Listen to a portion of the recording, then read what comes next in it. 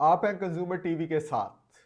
पहली खबर है, पाकिस्तान से अभी भी 30,000 मजीद लोग बगैर कुरानंदाजी के हज पे जा सकते हैं। और दूसरी खबर है, सार्फिन ने 22 अरब डॉलर खर्च कर दिए। वो कैसे? तो पहले खबर की तरफ चलते हैं। कल जो हमारे रिलीजियस अफेयर्स के मिनिस्टर हैं उन्होंने अनाउंस किया है कि जो तकरीबन 54,000 के करीब जो लोग थे जिन्होंने हज के लिए अपनी एप्लीकेशनें जमा कराई थी, अभी तक ये कोई 1 महीने का अरसा दिया था हुकूमत पाकिस्तान ने, जिसमें आपने हज के लिए दरख्वास्त जमा करानी थी, तो वो तमाम के तमाम कामयाब हो गए और उनकी जो दरख्वास्तें हैं वो एक्सेप्ट हो गई हैं। अच्छा, इसमें इसकी वजह यह है कि जो हुकूमत एक्सपेक्ट कर रही थी या जितना हम हुकूमत को कोटा मिला हुआ था, ये काफ़ी हद तक कम है।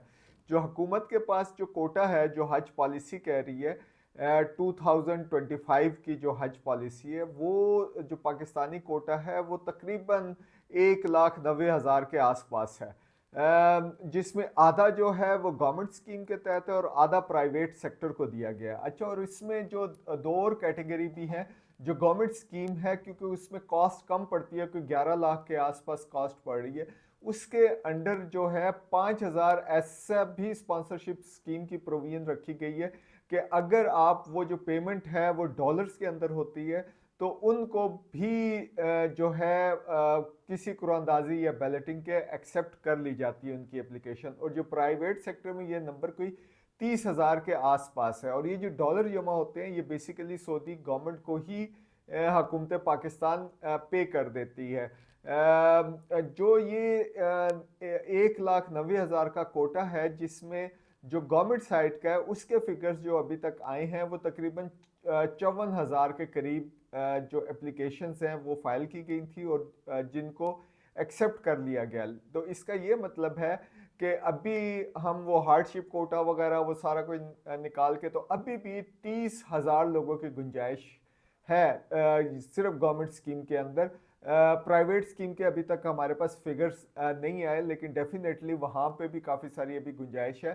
सो लग रहा है कि ये जो लोग हैं वो कुछ खर्चा करने से इकॉनमी उनकी इतनी अच्छी नहीं चल रही या कोई और वजूहत हैं जो अभी पैसे खर्च नहीं कर रहे। हालांकि ये मजहबी फरीज़ा है जो हर मुसलमान जिसके अंदर सकत है, माशी सकत है, उसको ये फरीज़ा ज़रूर अदा कर लेना चाहिए। अच्छा, हुकूमती स्कीम के अंदर तो ये 11-12 लाख के आसपास है, लेकिन जब हम बात करते हैं प्राइवेट सेक्टर में तो वहाँ पे कॉस्ट तो बहुत ज़्यादा चली जाती है। वहाँ पे कोई मिनिमम कोई अराउंड 18 लाख के करीब है। और ये जो जाती है ये डिफरेंट स्कीम्स हैं, जिसमें वीआईपी है, कोई एग्जेक्टिव क्लास है, उस स्कीम के अंदर ये कोई 50 लाख तक जो एवरेज मैं बता रहा हूँ ये कॉस्ट चली जाती है, जिसमें ट्रैवलिंग और एवरीथिंग इज देयर।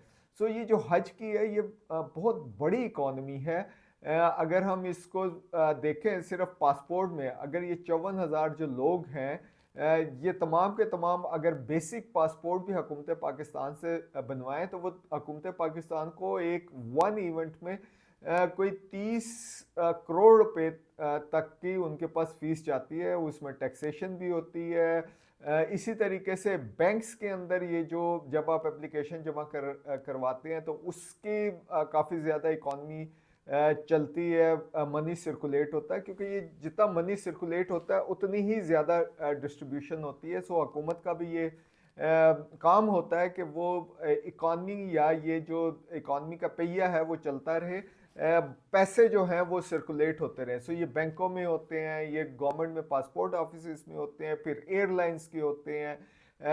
इसी तरीके से सऊदी अरेबिया में इस साल बल्कि एवरेज यही चल रही है, कोविड को हम निकालते हैं, कोई 18 लाख के करीब जो हाजी हैं वो वहाँ पे परफॉर्म करेंगे ये मजहबी फरीज़ा। इंडिया से भी तकरीबन इतना ही कोटा है जो पाकिस्तान के कोटे के बराबर ही है, कोई 1,90,000 के करीब वहाँ से भी जाएंगे। कोई जो टोटल हुज्जाज हैं जो सऊदी अरेबिया जाते हैं एवरेज जो ये सऊदीया के हम आपको वहाँ से स्टेटिस्टिक्स से दिखा रहे हैं, कोई एवरेज जो है 60% के आसपास जो है वो पाकिस्तान से जाते हैं, और अमेरिका या उस कॉन्टिनेंट से सबसे कम परसेंटेज होती है। ये बहुत बड़ी इकोनॉमिक एक्टिविटी है। अगर आप सिर्फ 11 लाख को 90,000 के साथ ही मल्टीप्लाई कर रहे हैं तो ये खरबों में अमाउंट पहुंच जाती है, और जब आप डॉलर्स में करते हैं तो ये और ऊपर चली जाती है, और जब आप प्राइवेट सेक्टर का भी एवरेज डालते हैं तो ये ह्यूज इकॉनमी है। लेकिन जो इश्यूज हमें नज़र आ रहे हैं, पाकिस्तान में डेटा जनरेट नहीं होता, स्टेटिस्टिक्स जो है डिटेल में हमारे पास इंफॉर्मेशन नहीं आती। हमें चाहिए कि ये अब आप देख रहे हैं कि यहाँ पे मिनिस्ट्री ऑफ रिलीजियस अफेयर्स की जो वेबसाइट है उसके ऊपर भी ये जो ईयर रिपोर्ट है जो हर साल आनी चाहिए, ये भी पुरानी रिपोर्ट्स पड़ी हुई हैं। सो हज के हवाले से और स्टेटिस्टिक्स जमा होने चाहिए, और हमें पता होना चाहिए कि ये इकॉनमी कैसे काम कर रही है, और डेफिनेटली हम ये जो हज की इकॉनमी है उससे मुल्क को भी फ़ायदा हो सकता है। सो ये सिर्फ एक हम इसको अगर मजहबी फरीज़े के तौर पे साइड के ऊपर रख देंगे तो इससे कोई फ़ायदा नहीं होता। रिलीजियस टूरिज़्म जो है बहुत बड़ी टूरिज़्म है, पाकिस्तान भी अपने आप को ओपन कर रहा है। जो सिख हैं जो फॉरेन कंट्रीज से पाकिस्तान में आते हैं, इंडिया से आते हैं, उनसे भी हमारी काफ़ी हद तक अर्निंग होती है। सो ये एक रिलीजियस टूरिज़्म अगर सऊदी अरेबिया को ही ना सिर्फ अर्निंग होती है, बल्कि ये जो पाकिस्तान है, पाकिस्तान में भी डिफरेंट महकमे जो हैं इसमें अर्निंग होती है। अच्छा, ये जो प्राइवेट सेक्टर है उसमें हुकूमत पाकिस्तान ने अपनी पॉलिसी में कहा है कि वो एक मॉनिटरिंग कमेटी बनाएगी जिसके अंदर वो ये चेक करेगी कि जो जो पेमेंट की गई है या जो भी कॉस्ट है, ये बेसिकली वैल्यू फॉर मनी है, कि क्या वैसी ही फैसिलिटीज़ उनको दी गई थी। सो इसके अंदर भी आपको इंडिकेटर्स चाहिए कि एक जगह पे क्या कॉस्ट है, उसके अंदर इंडिकेटर्स क्या है, क्या कमरा कैसे होगा, ओवरऑल इन्वायरमेंट कैसी होगी, या किस किस्म की रेजिडेंस के अंदर वहाँ पे रहा जाएगा। ये मॉनिटरिंग कमेटी है, उसकी भी रिपोर्ट आनी चाहिए। So we need to have more and more details about all this things. तभी, क्योंकि हाजी जो है एक मजहबी फरीज़ा अदा करने जा रहे हैं, एक तो हाजियों की मजहबी सेंस में बात करें, दूसरे वो भी कंज्यूमर है, और रिलीजन के ऊपर सारी ज़िंदगी की जो पूंजी होती है वो हम लगा देते हैं। सो और हमें अपना एक स्पिरिचुअल जो हमारी ये जर्नी है वो हमारे लिए बहुत कंफर्टेबल होना चाहिए। सो ये बहुत एक जो है इम्पॉर्टेंट इशू है जिसके अंदर ज़्यादा से ज़्यादा डाटा या स्टेटिस्टिक्स जनरेट होने चाहिए। दूसरी खबर की तरफ चलते हैं। पिछले दिनों अमेरिका में और यूरोप में ब्लैक फ्राइडे गुजरा है, और उसके साथ साथ साइबर मंडे गुजरा है।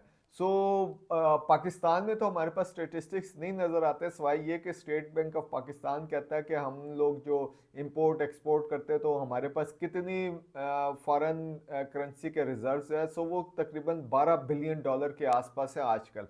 लेकिन ये यही वो अमाउंट जो है अमरीकियों ने जो आया है, ये जो अभी साइबर मंडे गुजरा है जिसमें आपको बहुत बड़ी बड़ी सेल्स नज़र आई हैं, वहाँ पे अमरीकियों ने कोई $12 बिलियन जो है वो खर्च करती हैं। सो ये जो अमरीकी सार्फिन हैं उनके नंबर जो है 198 मिलियन है, यानी 20 करोड़ के आसपास या 19 करोड़ के आसपास उन्होंने शॉपिंग की, और जो एवरेज जो उन्होंने स्पेंडिंग की है वो कोई $250 के आसपास है।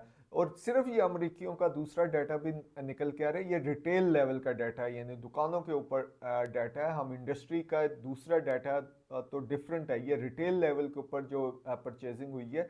सो दूसरा ब्लैक फ्राइडे का जो डाटा आ रहा है वो तकरीबन 10 बिलियन के आसपास है। सो तकरीबन 22 बिलियन सिर्फ अमरीकियों ने, सार्फिन ने ये शॉपिंग के ऊपर खर्च कर दिया। अब ये जो शॉपिंग है इसका कैटेगरीज क्या होंगी, किस तरीके से होगी?